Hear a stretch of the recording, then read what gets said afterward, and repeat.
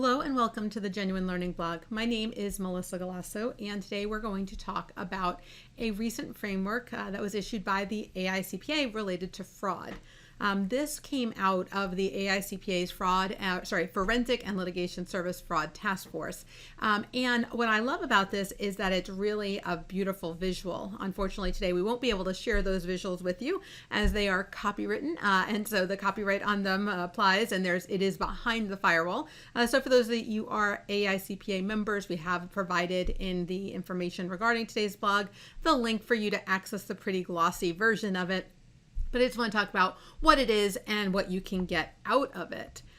So again, they introduced 3 different frameworks to really help visualize what we see in the area of fraud risks. And the goal behind this is to really make it easier to be a representation of the most common fraud schemes. So if you're doing brainstorming sessions, or if you're doing, if you're trying to evaluate fraud risk internally or externally, this is a good opportunity, and even teaching fraud in school. And so they identified 3 sectors: business, consumer, and government frauds. And they provide a really nice overview of what we need to be thinking about and the types of fraud that we might want to consider.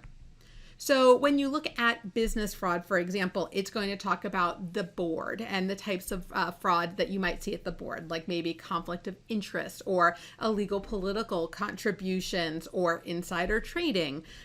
It'll also talk about employees and customer type fraud, as well as management and supplier, and give exact scenarios and examples of what you need to be on the lookout for when a business is trying to evaluate their fraud risk.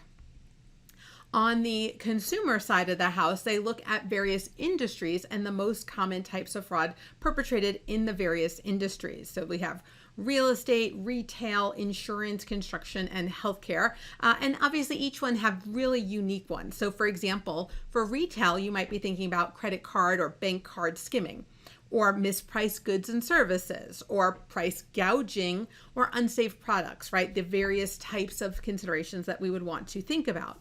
But they also look at it from a potential events perspective, right? So when we think about consumer fraud, identity theft, obviously a big issue right now. The IRS has been talking a lot about identity theft, financial theft, elder fraud, charity fraud, and disaster fraud. And thinking, like, let's dive into the elder fraud, right?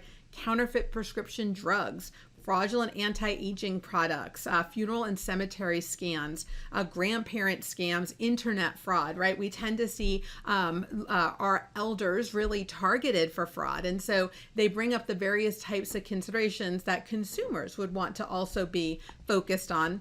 And then a whole host of potential frauds related to governments. And so here are just some of the ones that they have identified. Again, they have a beautiful glossy that includes all of them. I wanted to call attention to some of the key ones, but bid rigging, price fixing, asset misappropriation, right? Some of them are ones that you would expect. But then again, we think about improper payments, Foreign Corrupt Practices Act, espionage, as other considerations here.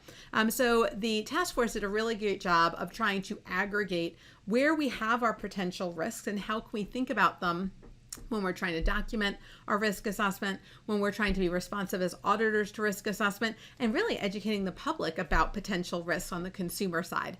So hopefully this is a great way for introducing this concept of risk assessment and really providing these types of examples out to the public. So again, if you're an AICPA member, I encourage you to download them. They're beautiful, really well done, and give lots of ideas for consideration.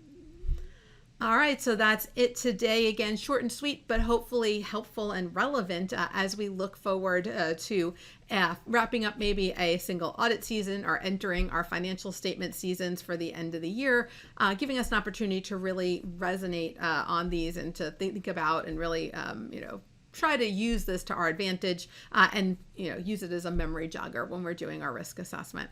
So thank you guys so much for joining me today on the Genuine Learning Blog, and I hope to see you on a future blog. Have a great day, guys. Bye-bye.